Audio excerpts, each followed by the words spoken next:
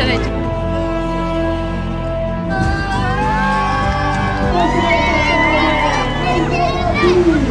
Иә, сол жаққа жеткен зерделі қараңыздар. Дұрыс, кубокқа алғымыз келіп, қиналып есептер шығарып алды.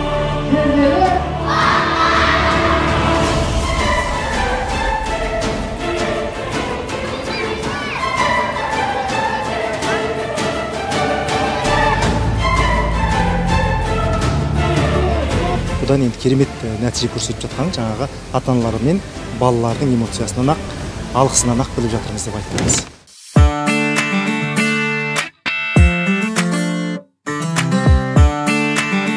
Қайырлы күн, құрметті оқырмандар. Бізде бүгін зерделі онлайн мектебі ұйымдастырып жатқан олимпиадалық мектеп жобасының қорытынды жарысы өтіп жатыр. Бірінші күні бізде оқушылардың жеке сайысы және тренерлердің жеке сайысы өтеді.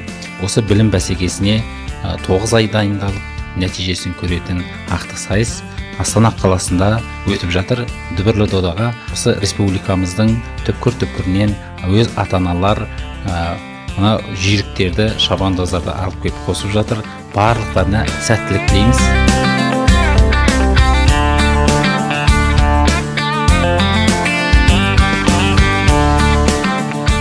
Зерделі онлайн мектебінің ерекше жобаларының бірі және бірегейі зерделі олимпиадалық мектебі. Бұл жобаның негізгі авторы Мәуіт Рысбек ағайымыз.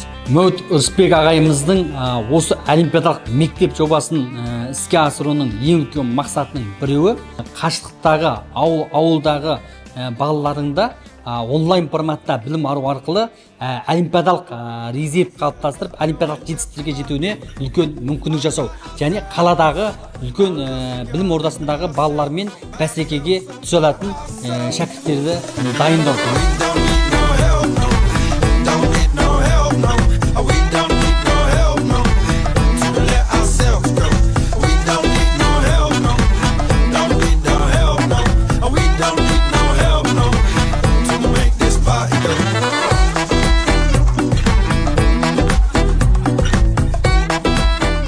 Школа бар ғой, маған өте қатты ұнайды. Сол үшін барлығын айтам, соған жазылыңыздар деп.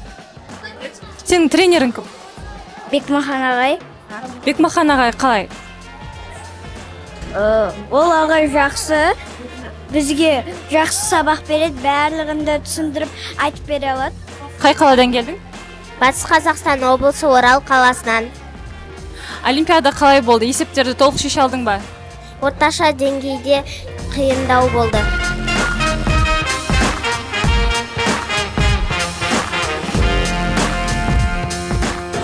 Қайсы? Қалай болып жатыр? Өте қызық өтуде. Сіздерге де олимпиада болды, иә? Сіздерге де олимпиада болды, иә? Иә, бізге де тренерлердің арасында да сайыс болды, олимпиадалық есептер шығардық. Балалармен сәйкес бір есептер бар, тақырыптық келеді. Сол оқушылармен шығып қалып жатырмыз. Все, удачи. Қай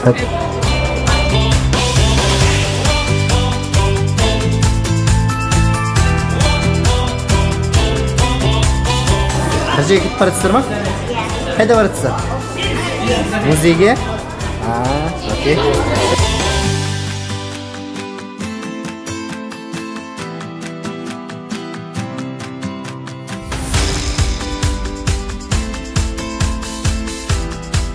Музей күшті ұнап жатыр, динозаврлардың сүйегі де ұнады. Ол есеп болуы мүмкін бір тапсырмада, сондықтан бұл жерде командамен жұмыс өте маңызды.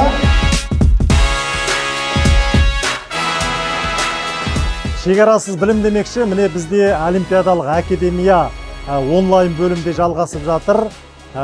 Бүкіл республиканың түкпір-түкпірінен жиналған оқушылар Астанада бас қосып, бірін-бірі көріп, олимпиадалық академияның жарысы өтіп жатыр. Яғни бұл балалар күзден бастап қабылданып, 9 ай бойы олимпиадалық дайындықта дайындалды. Дәл қазір өтіп жатқан 4-ші сыныптардың кім жүйрік деп аталатын, яғни блиц форматындағы жарысы 6 айналым жарыс болады. 10 тапсырма 3-ақ минутқа беріледі. Сонда бұл жерде балалар өте тез және оқыған білімдерін негіз етіп есептерді шығару керек. Ал осыдан барып олар ары қарай финалға өтетін болады. Барлық оқушыларымызға, қатысушыларымызға сәттілік тілейміз. Жаңа да айтып жатырмыз. Бұл бүкіл республиканың түкпір-түкпірінен жиналып, енді Олимпиадалық академия бізде 4 жыл бойы өткен болса, бізде осы онлайн бойынша бірінші рет өзі бөлек өтіп жатыр. Екінші кезең бойынша 6 ұпай. Екі кезең қорытындысы 11 ұпай екен.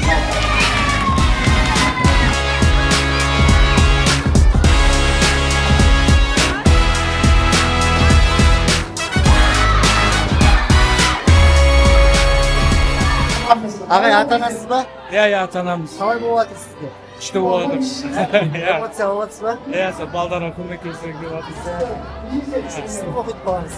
4-ші сынып оқиды қызым. Жанкүйерлік береміз.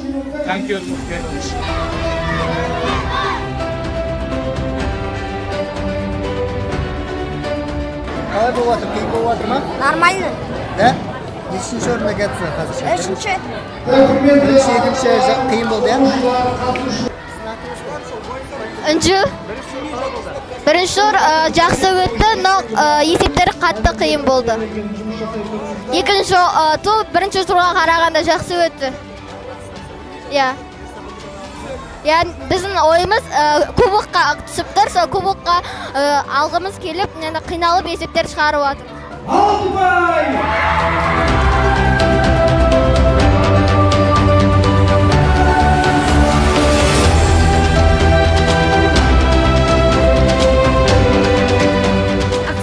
Келдім, 3-ші сыныпта оқитын баламның бүгінгі финалдық кезеңіне сәттілік, командалық тух тамаша, сайыс өте керемет өтіп жатыр. Балалардың барлығына сәттілік тілейміз, білімдері шыңдала берсін, мықты математик мамандар болып шығатынына сеніміміз мол. Біздің тренеріміз Бекмахан ағайға үлкен алғысымыз шексіз. Еңбегі ақталып, шәкірттері әрдайым жетістікке жете берсін. 2-1 уақыт аяқталды.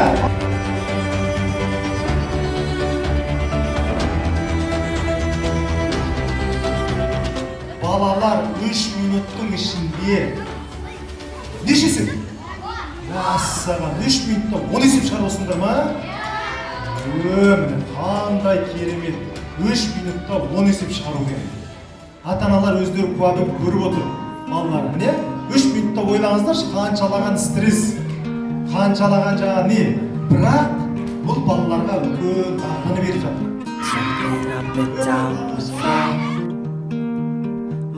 Класстастарыма, Ақгүл апайыма, Сая апайыма, ата-әжелеріме сәлем жолдаймын.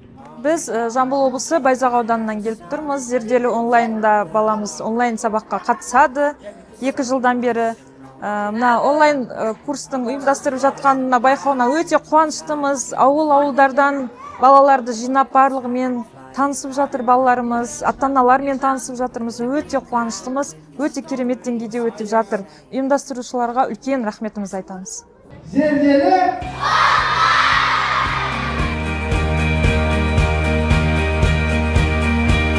Сен атың кім?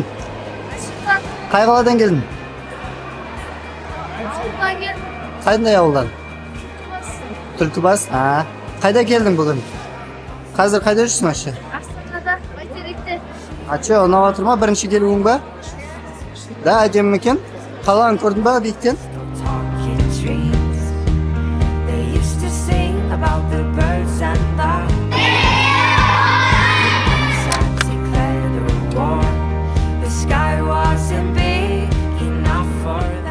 Білім беретін студияларын көзімізбен көрдік. О жерде қаншама еңбек жаңа технологиялармен жабдықталған орындарын көрдік. Риза болдық. Рахмет сіздерге. Енді бұндай сабақ беретін орталықты менің бірінші рет көруім керемет. Айтарға сөзім жоқ. Ризамын сіздерге. Құрметті біздің оқырмандар, бізде Олимпиадалық мектептің қорытындысы жарысы міне Астана қаласында өтіп жатыр. Бүгін бізде командалық кезеңінің екінші кезеңі кім алғыр деген тақырыппен жұмыс жасайды. Экранда оқушыларға тапсырма көрінеді, команда оны орындайды. Дұрыс болса сол ұпайын алады. Егер қате жауап беріп қойса, онда қарсылас командалардан сұраймыз. Қарсылас команда дұрыс тауып қойса, оларға ұпай беріледі. Ал егер қате жауап беріп қойса, онда олардың ұпайын азайтып тастаймыз.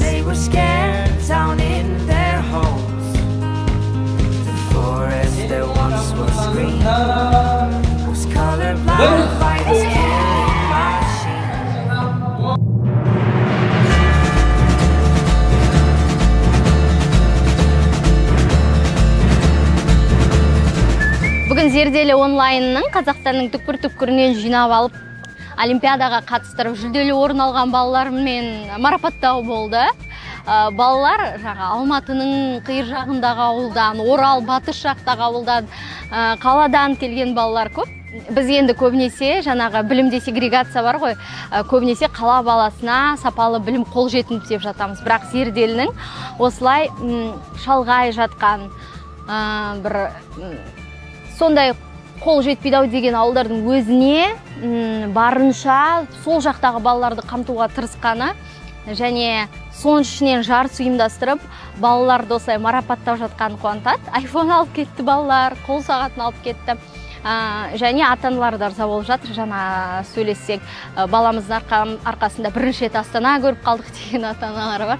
Сондықтан бұл ең үлкен бақыт шығар, иә, балаң сені Астанаға, одан кейін шетел көрсетіп жүрсе.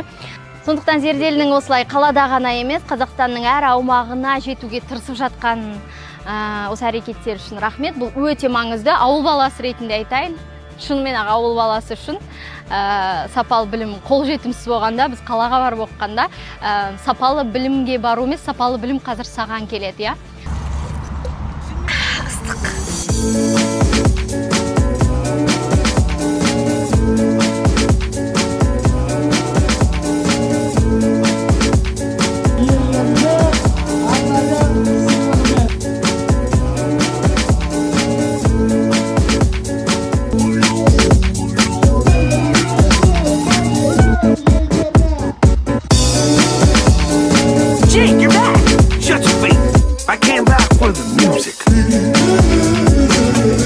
Нешінші орын алдыңдар? Нешінші орын? Бірінші орын ба? Қалай? Настроение қалай? Керемет!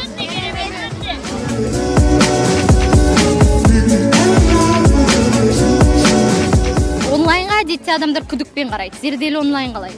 Зерделі онлайн сабағы да, офлайн сабағы да. Негізі біз онлайнда оқимыз. Ерекше жақсы апайлары, ерекше жақсы түсіндіреді. Бізге ұнайды әйтеуір.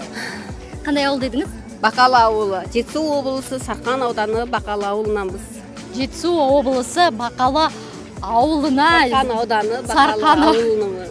Иә, сол жаққа жеткен зерделі қараңыздар, иә. Сәттілік, балаңыз сізге Астананы ғана емес, әлемді көрсетсін. Амин, айтқандарыңыз келсін.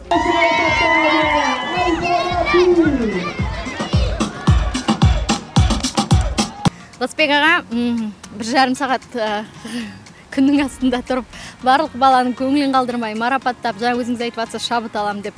Бұл осы өңірден балаларды жинап, осындай шара ұйымдастыру мәні не еді? Мәні неде еді? Өткенде жылы біз Тараз қаласында Олимпиадалық академия дегенді өткіздік, бүкіл республика бойынша. Сол жерге онлайнның да командасы келді, әрбір ауылдан келген балалар. Сөйтіп, ол жерде олар бірінші орын алды. Біз содан түсіндік, шекарасыз білім, жаңа айтылғандай, кез келген ауылдың баласынан да осындай нәтиже жаратуға болады екен. Офлайн оқып жатқан балалардың арасынан шығып осындай бірінші орын алып жату, сол нәтижені көрсетті. Соған ата-аналардың өтініші бойынша да бізде ой туды, біздің ауылға жетпей жатады білім, осы нәрсені құрыңызшы деді. Сонымен міне онлайн Олимпиадалық академия дегенді бастадық. Балалар міне 9 ай бойы оқыды, ең соңында міне жарысып, бірін-бірі көріп, қандай орта, бүкіл республикадағы ауылдың түкпір-түкпірінде жүрген балалар бірін-бірі көріп, бір-бірінен шабыт алып жатыр. Сондықтан осындай нәрсе маған енді энергия сыйлайды. Мен күн 35 градустықта 1,5 сағат, 2 сағат басында жүре берем дейтін. Сол балалардан энергия алам мен. Мен шаршап қалдым. Өзім де ауылдың баласы ретінде, енді ол кезде интернет жоқ, бірақ кейінірек онлайн болған кезде бізде онлайн сапасыз деген бір стереотип болды. Иә, қалай онлайнның сапасын ұстап тұру? Жаңа айтып жатсыз ғой, офлайндармен қатар жүлделі орын алғаннан кейін біз түсіндік деп. Онлайнда сапаны қалай ұстап тұру? Енді онлайн ең бірінші бізде көп жағдайда онлайн онлайннан неге қорқыныш болды, себебі телефонды мына жаққа қойып қояды, мұғалім өзі бүйтіп тақтада сабақ өтеді, былай қарайды деген сияқты. Енді біздегі ең үлкен артықшылық, бізде де онлайн студия тақта бар, өзіңіз көріп кеттіңіз. Екіншіден контент мәселесі, қолжетімді контент болғанда, база жақсы болған кезде онлайнның кейбір офлайннан да артықшылық жерлері бар.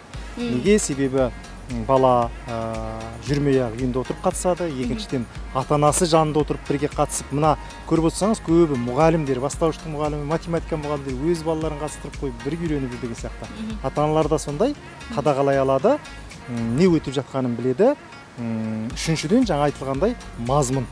Мазмұн әрбір осы бала не үйрену керек, 3 сыныпта не керек, 4-те не керек, 5-те не керек деп біз қаншама 10 жылдық еңбектің нәтижесінде соның бәрін жазып шыққанбыз. Сондықтан бұдан енді керемет нәтиже көрсетіп жатқан жаңағы ата-аналар мен балалардың эмоциясынан ақ, алғысынан ақ біліп жатырмыз деп айта аламыз.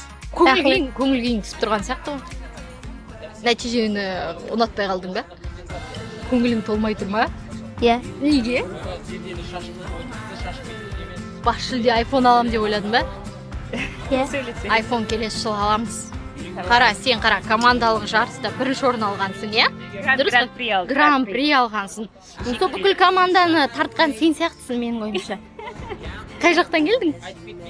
Орал Жамбылынан. Қандай ауыл? Жамбыл. Жамбыл деген ауылдан ба? Математика ұнай саған? Иә. Кім боласың? Білмеймін. Шешпедің ба? Иә. Сен келесі жылы iPhone аласың ғой? Сол кезде шешесің ғой, иә? Иә. Уәде ме? Иә. Ал күтеміз Әлижанды бәріміз келесі жылы Зерделінің олимпиадасында күтеміз, дұрыс па? Иә. Бас жүлдемен.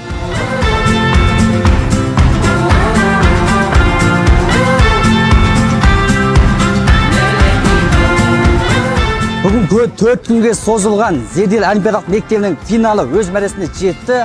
Командалар керемет көңіл күйде марапатталды. Келер жылы Зерделі олимпиадалық мектебінің 2-ші кезекті республикалық финалында сіздерді күтеміз. Бүгін мәреге жеттік.